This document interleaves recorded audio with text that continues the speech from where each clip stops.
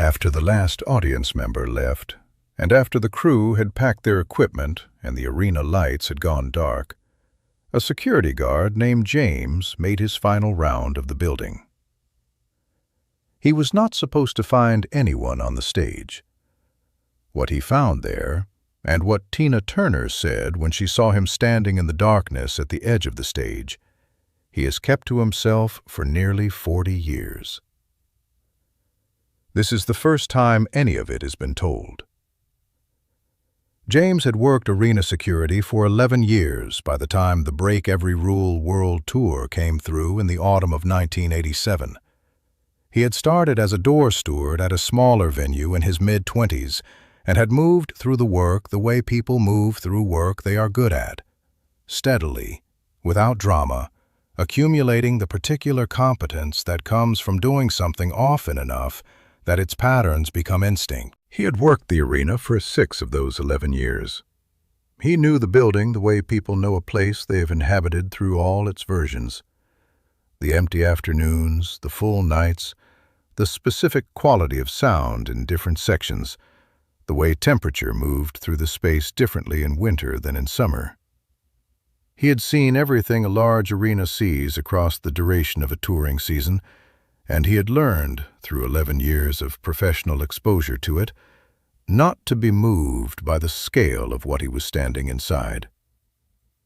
His job was the perimeter, the exits, the sightlines, the crowd and the moments that required management. He was good at his job, and part of being good at it was maintaining the professional distance that distinguished watching from participating.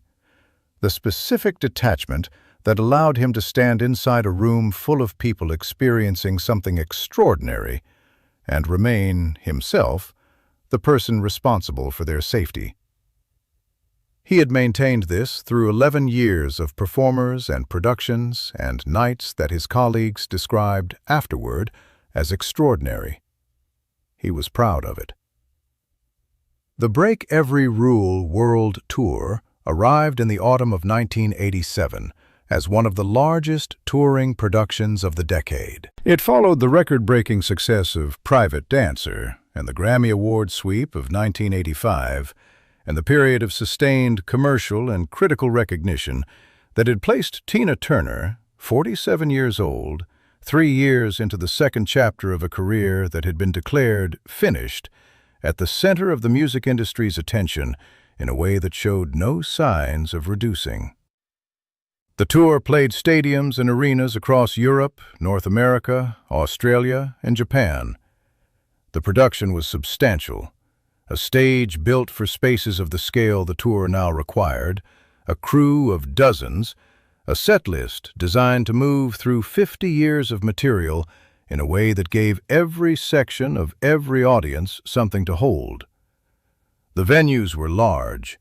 The performances were what the people who attended them described in the particular vocabulary people use when they are trying to communicate something that exceeded their expectation as something other than a concert. They were events, each one, night after night. The show that evening had been exactly what the production promised. Tina Turner, in full performance, giving a room of 12,000 people something they would describe differently for the rest of their lives, had left nothing on the stage. This was the term the touring crew used for her performances. She leaves nothing on the stage. Every night, every room. The full measure of what she had to give, without calibration for venue size or the quality of the night, or any of the 100 variables that most performers used, consciously or not, to manage their output across a long run of dates. James had watched from his post near the stage right exit. He had watched with the particular attention he always applied, scanning, assessing, tracking the crowd for anything that required his intervention. He had not allowed himself to be moved by what he was watching. He had mostly succeeded. The show ended at approximately 10:15. The audience filed out through the exits James and his colleagues managed, 12,000 people in the organized dispersal of a large venue releasing its capacity, a process that took nearly an hour from the final song to the point at which the building held only crew.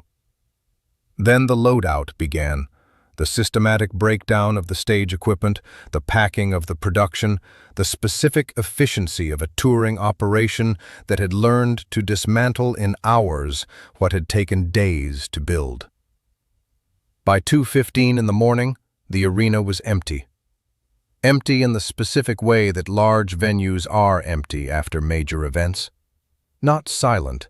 There is always ambient sound in a building that size, always some settling of temperature and structure after the heat of 12,000 bodies has dissipated.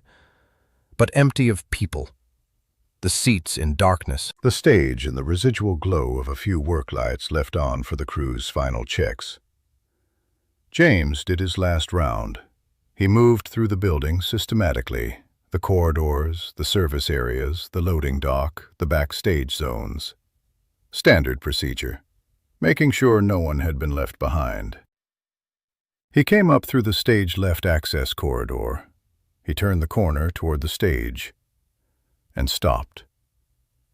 Tina Turner was sitting center stage, not performing, not rehearsing, not in conversation with anyone, not on the phone, not doing anything that required a stage or a room or an audience. She was sitting on the stage floor, cross-legged, in the casual clothing she had changed into after the show, in the near dark of the work lights, in the middle of an empty 12,000-seat arena, by herself. James stood at the entrance to the stage and did not move. She had not heard him. He watched her for a moment with the attention of someone trained to assess a situation before acting. And what he assessed was a woman sitting in the middle of an empty space doing nothing that he could identify. Not distressed, not in need of anything he could provide, simply present, in a room that 90 minutes earlier had held 12,000 people, now holding one. He did not know what the right thing was to do. His training covered a specific set of scenarios, and this was not among them. He could announce himself and ask her to leave, which would resolve the situation, but felt wrong in a way he could not immediately articulate. He could leave and come back, which would avoid the interaction entirely. He stood there, and he did not do either of those things.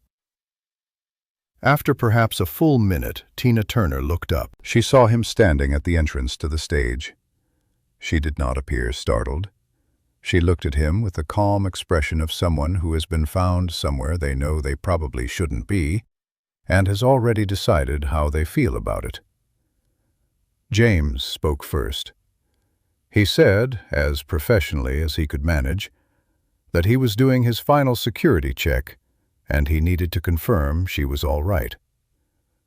She said, "I'm all right." He said, "Okay." He didn't move. She looked at him for a moment, then she said, "Do you know what it's like in here when it's full?"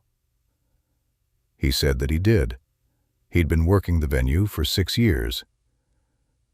She looked out at the empty seats, the rows of dark chairs extending back into the upper sections, invisible in the darkness above the reach of the work lights. The specific emptiness of a room built to hold people when the people are gone. She said, "I like to sit in it after, just for a little while." He didn't say anything. She said, "When it's full, you can't feel the room. You're in it. You're the reason it's full. But you can't feel the room itself. You're too inside what's happening." She paused. She said, "When it's empty, you can feel what it was." James stood at the edge of the stage for a while longer. Then, at some point, he could not tell you exactly when or explain exactly why, he moved to the wing and sat down on the stage floor at the edge. Not near her, not intrusively, in the same room, in the same darkness. They did not talk much after that. A few brief exchanges. He does not remember the specific words. What he remembers is the quality of the silence between them. Not the uncomfortable silence of two strangers who have nothing to say to each other, but the specific silence of two people sitting in the same large room at 2 in the morning, both paying attention to the same thing. He thought about the 12,000 people who had been in those seats 3 hours earlier, about what it meant that they were now gone and the room was still here, still carrying, in some way he could not explain, the weight of what had happened inside it. He thought about what it must cost to be the person who had made those 12,000 people feel what they had felt, and then to sit alone in the aftermath of it, not to recover, not to prepare for the next night, just to be in the room after the room had done what it was built to do. After approximately 20 minutes, Tina Turner stood up. She looked at the empty seats one more time. A brief, complete look, the kind that takes something in entirely and then releases it. She turned toward James at the edge of the wing. She thanked him for not making her leave right away. She walked off the stage, through the stage-right corridor, and was gone. James finished his round. He locked up. He went home. He has never worked a show of that scale since without thinking about those 20 minutes.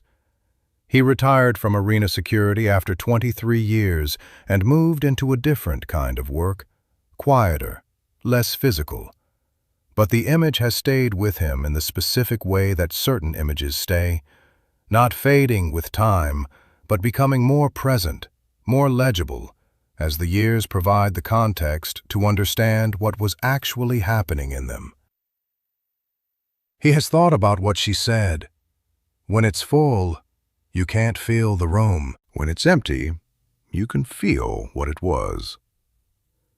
He has applied this over the decades to things that have nothing to do with arenas, to relationships and periods of his life that were full in a way he could not appreciate while they were happening, to the particular understanding that requires distance before it becomes available, that can only be known from the other side of an absence. He has applied it more than once to grief, which is, among other things, the experience of sitting in a space that used to be full and trying to feel what was in it before the people left. He has also thought about what it takes to build a career like Tina Turner's, the scale of output required across decades of performing, the sustained discipline of giving everything to every room regardless of its size or the quality of the night, or how the body feels after 100 consecutive nights of giving everything. And then, when the room is finally empty, sitting down in it, alone, in the dark, to feel what it was. Not as a ritual, not as a performance for anyone. As the specific private act of someone who knows that what happened in that room tonight deserves to be felt by at least one person before the building closes and the night moves on. The legacy of Tina Turner is documented in the record books, the chart positions, the attendance figures, the awards. This is the version of a career that history knows how to measure. But there is another version. The version that exists in the 20 minutes a security guard sat in the wings of an empty arena at 2 in the morning and said nothing, and watched a woman sit with a room that 12,000 people had just left. The version that lives not in the performances, but in the space between them, in the intervals after the noise has ended and the crowds have gone, and the only thing remaining is the room and the person who made it full, and the specific private work of sitting with both of those things at the same time. She sat with every room she filled. She felt what it was when the people were gone, and the next night she filled another one. If this story moved something in you, Share it with someone today. Subscribe to this channel. Leave a comment. Have you ever needed to sit with an empty space to understand what it held when it was full? We tell these stories because they deserve to be told. We'll see you in the next one.